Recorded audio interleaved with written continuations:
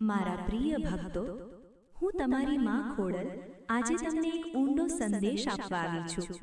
મારા બાળક, તમે ઘણી વખત પૂછો છો કે જીવનમાં એટલા બધા દુઃખ અને મુશ્કેલીઓ કેમ આવે છે. પણ યાદ રાખજો, જેમ સોનાને અગ્નિમાં તપાવીને શુદ્ધ બનાવવામાં આવે છે, તેમ માણસને પણ મુશ્કેલીઓથી મજબૂત બનાવવામાં આવે છે. સોનું જ્યારે અગ્નિમાં જાય છે ત્યારે તે વધુ ચમકે છે. એ જ રીતે જ્યારે ભક્ત જીવના સંઘર્ષમાંથી પસાર થાય છે ત્યારે તેની આત્મા વધુ મજબૂત અને પ્રકાશમય બને છે.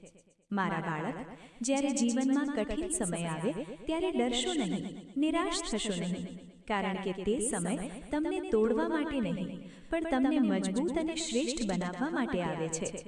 જો તમે શ્રદ્ધા રાખશો, સાચા માર્ગ પર ચાલશો અને હંમેશા સારા કર્મ કરશો, તો મારી કૃપા તમારા જીવનમાં જરૂર વરસશે. યાદ રાખજો,